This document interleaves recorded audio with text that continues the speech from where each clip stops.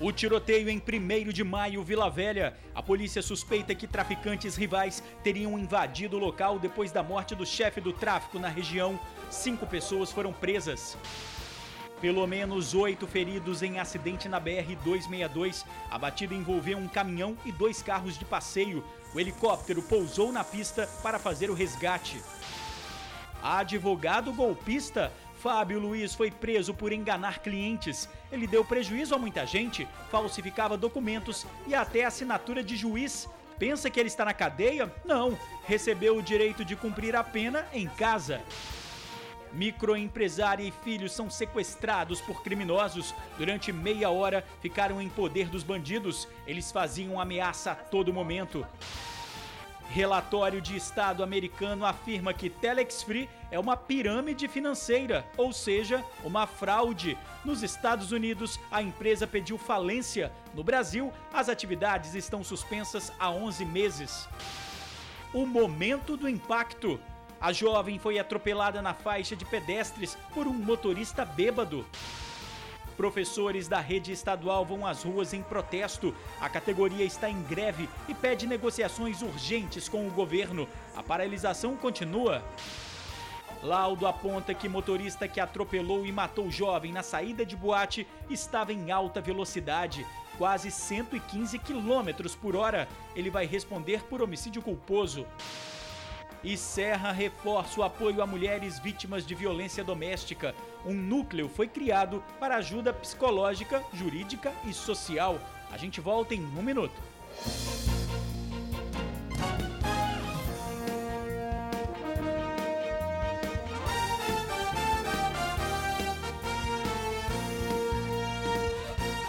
Olá, boa noite. O tiroteio em 1º de maio, Vila Velha. A briga pelo controle do tráfico deixa os moradores reféns. Nas ruas do bairro, a população estava agitada. Policiais militares tentavam acalmar os ânimos. E em meio a toda a confusão, uma briga entre tio e sobrinho agitou ainda mais os moradores.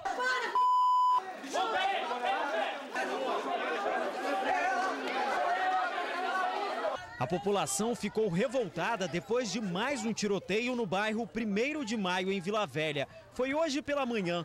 Os alvos dos bandidos eram 2 moradores do bairro, suspeitos de terem envolvimento com o tráfico de drogas. Os jovens, por pouco, não foram assassinados. A polícia foi ao bairro depois que 5 homens armados foram vistos pelas câmeras de vídeo monitoramento. Quando os militares chegaram no local, encontraram os bandidos saindo da residência.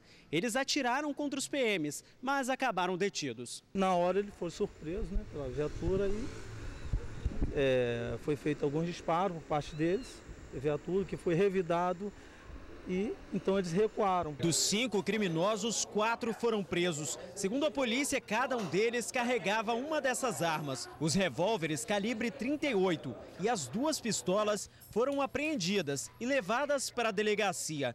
Todas estavam com bastante munição, algumas já deflagradas. As supostas vítimas também foram levadas para a delegacia. Segundo a polícia, ao ver os bandidos, uma das vítimas correu e tentou se esconder atrás desse carro. Antes de serem presos, os bandidos chegaram a atirar várias vezes contra o veículo. O carro pertence à mãe de um dos jovens. Ela foi avisada no trabalho que o filho por pouco não foi assassinado. Terrível, terrível, porque eu trabalhei muito para me comprar, entendeu? Trabalhei, suei demais para me comprar aquele carro. A polícia acredita que o ataque tenha ligação com a morte desse rapaz de 19 anos. Adenael Alves Silva, o Nael, foi morto a tiros no último dia 4. O crime aconteceu no bairro Cristóvão Colombo, também em Vila Velha.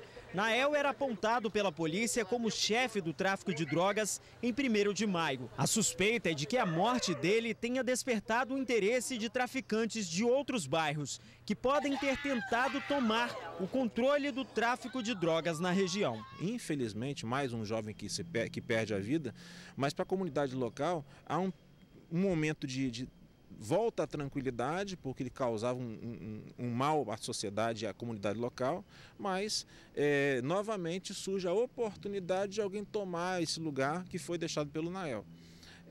O nosso papel, e aí é importante destacar, é estar presente, a polícia se faz presente na região e dando a segurança que a sociedade, que a comunidade precisa e que ela tem buscado e exigido da gente. Microempresária e filho de 2 anos foram feitos reféns na Serra. A onda de violência também atinge o comércio. Foram 30 minutos em poder dos sequestradores. A todo momento, Kênia e o filho de apenas 2 anos tiveram a arma apontada para a cabeça. Assustada, a criança não parava de chorar. Eles ameaçavam o tempo todo com a arma na cabeça, girando o tambor da arma. Aparentemente estava com uma pistola e o outro um 38. Kênia e o caçula foram rendidos em plena luz do dia. Ela tinha acabado de fazer uma recarga no celular, numa banca de revista, quando os bandidos se aproximaram e exigiram a chave do carro, uma S10 branca cabine dupla. No início, a microempresária, que depende do veículo para trabalhar, até pensou que se tratava de uma brincadeira, mas depois viu que a coisa era séria. Kênia foi obrigada a dirigir para os criminosos. Ela e o filho só foram libertados em um local conhecido como Rota de Fuga, uma estrada de chão que fica em Eldorado. Eu pensei que eu fosse morrer, que realmente eles iriam nos matar. Estou indignada. Aqui está faltando polícia responsável. E realmente assalto é todo dia agora. Carro é todo dia, moto é todo dia, comerciante já querendo fechar, que já não aguenta mais tanto assalto. A situação no bairro está tão difícil que é raro encontrar algum comércio que não foi alvo da ação de bandidos. Esta farmácia, por exemplo, foi assaltada 3 vezes. Em outra farmácia, nesta mesma avenida, foram 10 assaltos. Os criminosos têm agido cada vez mais de forma agressiva. Em muitas lojas já chegaram, inclusive, a trancar funcionários no banheiro. Com medo da violência, muitos trabalhadores acharam melhor pedir demissão. Eu acho que a polícia tem que tomar uma atitude, o prefeito tem que tomar uma atitude, porque a gente está começando a desistir de ter comércio. Nós acabamos arrumando sócios que não contribuem, só vêm para levar. O capitão Quedevez disse que houve um reforço no patrulhamento do bairro. Bom, quase sempre a mesma resposta. Então vamos lá, comunidade, é se unir e cobrar. Afinal, está na cara que o esquema policial não está sendo tão eficaz. Advogado é preso acusado de dar golpe em clientes. Ele falsificava documentos e até assinatura de juízes. Carimbo falso, assinaturas diferentes, documentos fraudulentos. Segundo a polícia, Fábio Luiz Celestino, de 45 anos, é advogado e usa o conhecimento das leis para aplicar golpes. Uma das vítimas foi quem abriu o caminho para as investigações. No dia 3 de abril, agora de 2014, uma senhora foi presa dentro da 2ª Vara de Ofícios e Sucessões porque ela estava com um formal de partilha, um processo de formal de partilha falsificado. O próprio juiz detectou a falsificação, deu voz de prisão a essa senhora. Ela veio para aqui, onde foi autuada em flagrante, e com a autuação de flagrante nós verificamos que ela, na realidade, se tratava de uma vítima do advogado. No escritório de Fábio, a polícia encontrou muitos processos e apreendeu computadores. O estelionatário falsificava documentos públicos e assinaturas de juízes em sentenças. Ele falsificou guia de imposto de transmissão em valor superior a R$30 mil. Ou seja, essa família toda que contratou o serviço dele para fazer o inventário foi lesada em mais de R$35 mil. Ele falsificou guias de recolhimento de custas de processos. Ou seja, tanto particulares como o Estado e o próprio Poder Judiciário foram lesados por esse advogado. O criminoso tinha apenas um objetivo: lucrar muito. A princípio, ele fez 9 vítimas, além de lesar o próprio Estado. E como punição, foi decretada a prisão preventiva em domicílio. Inconformado, o delegado afirma que aqui no Espírito Santo não teria local apropriado para o estelionatário. O juiz da Vara Especial de Inquéritos concedeu aí uma prisão domiciliar porque não temos local adequado, ou seja, uma sala de estado maior para que o advogado seja mantido preso. É lamentável, eu só tenho que pedir desculpa em nome do Estado do Espírito Santo por não ter um local adequado para recolher essa pessoa, porque se fosse um outro cidadão, certamente estaria recolhido em um dos nossos presídios. Olha, certamente, se um cidadão roubasse um pote de margarina, teriam um lugar garantido entre os milhares de presos capixabas. Como disse o delegado, lamentável. Tribunal de Contas aponta irregularidades no pedágio da Rodossol. Um relatório preliminar disse que a concessionária se favoreceu em quase 800 milhões de reais nos 15 anos de contrato. O valor do pedágio teria sido supervalorizado. O contrato de concessão passou a ser investigado depois dos protestos. Após decisão judicial, o pedágio para carros caiu pela metade. A auditoria ainda não está finalizada e a Rodossol pode contestar o relatório. A possibilidade de anulação do contrato com a concessionária. Comerciante que atropelou e matou jovem na saída de boate estava a quase 115 km por hora. O laudo, que tem 15 páginas, concluiu que no momento da colisão com o pedestre, o veículo estava a uma velocidade média de 114 km por hora, quase o dobro da velocidade que é permitida para a via. Ainda segundo a perícia, se estivesse a 60 km por hora, o motorista conseguiria frear o carro e a vítima teria chance de não ser atingida. Esse laudo foi elaborado com base na análise das imagens das câmeras de vigilância da casa noturna que fica próximo ao local do atropelamento. Através desse vídeo, peritos com doutorado em física conseguiram calcular a velocidade em que o motorista que provocou o acidente estava. O acidente aconteceu em dezembro do ano passado, na Reta da Penha, em Vitória. Essas imagens mostram o carro preto passando rapidamente. No canto da tela, é possível ver o estudante de direito voando. Fernando Rangel, de 21 anos, foi atropelado no momento em que atravessava a avenida. Muita gente se desesperou e se aglomerou ao redor do jovem. Na época, o comerciante Marcelo Santos Neves de Andrade, de 26 anos, motorista do carro preto, não foi autuado. Ele está em liberdade, mas com a conclusão do laudo, tudo muda. Ele pode ser indiciado por homicídio culposo, quando não há intenção de matar.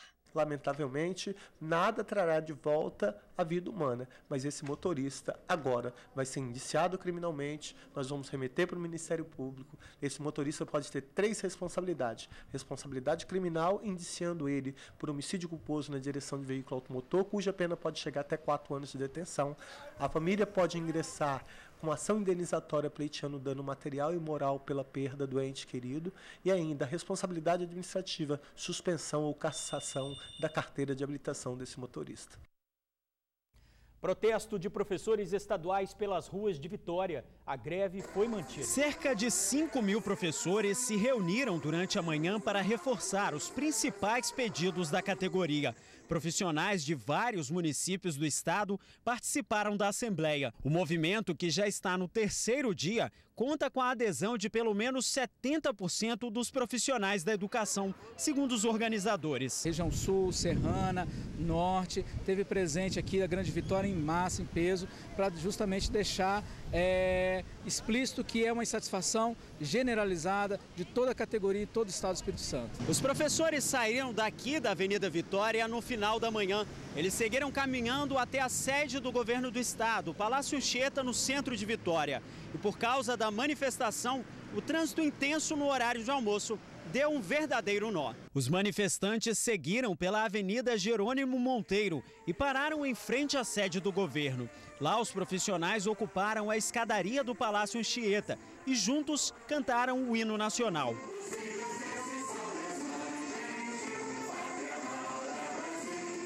As manifestações dos profissionais de educação no estado tiveram início na última segunda-feira. Os professores saíram em protesto para reivindicar a reposição das perdas salariais, eleição direta para a escolha dos diretores de escolas públicas e também melhores condições de trabalho. Na terça-feira, estudantes foram para as ruas em apoio aos professores. Várias escolas públicas do estado estão paradas por causa da greve dos profissionais. 70% das escolas estão paradas porque nós estamos numa situação limite, né? A categoria reclama que desde o começo dos protestos, nenhuma resposta foi dada pelo governo do estado. Uma liminar da Justiça determinou a suspensão imediata do movimento grevista, por entender que houve descumprimento dos requisitos previstos na lei que regulamenta o direito de greve. Mas os organizadores afirmam que, mesmo assim, a greve será mantida, até que tenham início as negociações. Acedo disse que os professores devem voltar ao trabalho e que há negociações permanentes. Jovem é atropelada por motorista bêbado. Ela atravessava na faixa de pedestre. As câmeras da Prefeitura de Linhares flagram a saída do homem que estava bebendo neste bar próximo à rodoviária do município. São quase 9h30 da manhã. O motorista tem dificuldade para deixar o local. Logo no final da mesma rua, a primeira imprudência. Ele freia e para em cima da faixa de pedestre e, por pouco, não acerta um ciclista que atravessava a rua. Veja novamente. Depois que faz a curva, o carro passa a ser acompanhado por outra câmera. Repare que o motorista faz zigue-zague na pista. O motorista do carro prata para na faixa de pedestre. A jovem, de 24 anos, começa a atravessar. Ela acaba atingida pelo Uno, que não para. Após o forte impacto, ela fica caída no chão. Muitas pessoas param para socorrer a vítima e também não deixam o motorista sair do local. Logo, a polícia chega. As imagens também mostram o socorro da jovem. O motorista, Edenísio da Cruz, de 55 anos, foi reprovado no teste do bafômetro. Ele foi detido em flagrante e multado em R$ 1.915. Edenísio foi levado para a penitenciária de Linhares e vai responder por lesão corporal e embriaguez ao volante. Realmente um crime. O estado de saúde de Thaís da Silva é estável. Acidente grave na região serrana deixa 8 pessoas feridas. A batida aconteceu na BR-262 em Domingos Martins. Envolveu uma carreta e 2 veículos de passeio. De acordo com a Polícia Rodoviária Federal, o Corolla invadiu a contramão. O motorista da carreta tentou desviar, entrou na pista contrária e bateu no Fiat Punto. Um dos carros, onde estavam 4 pessoas, ficou completamente esmagado. As vítimas, entre elas uma criança, foram levadas para os hospitais da Grande Vitória e de Domingos Martins. O resgate mobilizou 50 profissionais da saúde, além de bombeiros. Só no ano passado, 33 mulheres foram mortas na Serra. O município ganhou hoje um núcleo de apoio às vítimas. Cresci num lar muito violento. Meu pai agredia muito minha mãe por causa de bebida. E eu falava para mim mesmo que isso não ia acontecer comigo. Mas anos depois, a história se repetiu. A dona de casa, que antes era apenas uma espectadora das constantes brigas dos pais, se tornou protagonista de uma trama marcada por dor. Durante 2 anos, ela sofreu nas mãos do ex-marido. Ele falava assim que ele ia me matar, que não precisava, eu podia até sair dele, mas um dia ele me encontrava. A cada empurrão, a cada ameaça, a cada ofensa, a dona de casa, que tem 46 anos, perdia as forças para seguir em frente. Eu tornei refém da situação. Antes eu julgava que mulher que apanha tem que correr e contar. Se não conta é porque está gostando da situação, mas não é não, a gente se torna refém da situação. Recuperar a autoestima. Esse ainda é o maior desafio das mulheres vítimas de violência doméstica. Mas conseguir isso sozinha não é uma tarefa fácil. O trabalho em equipe faz toda a diferença. Por meio do programa Pró Vida, que funciona aqui na Serra, muitas mulheres conseguiram dar a volta por cima. Criado em 2001, o Provida é um dos programas do Núcleo de Atendimento às Mulheres em Situação de Violência Doméstica.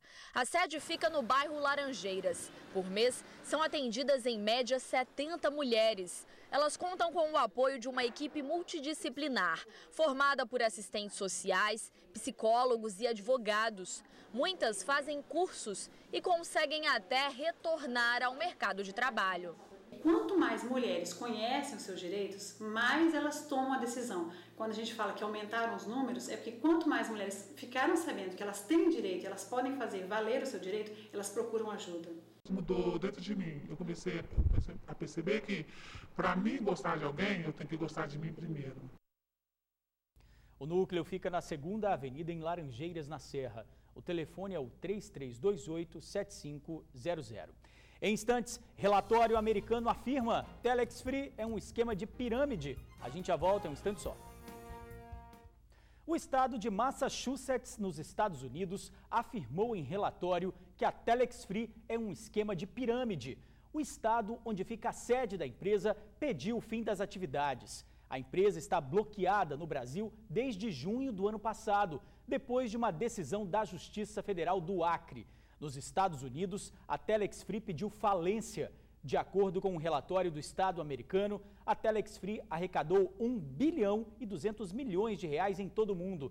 A Justiça Capixaba também negou a recuperação judicial da empresa. Tentamos contato com o advogado da Telex Free, mas não conseguimos. Para você, uma boa noite, até amanhã.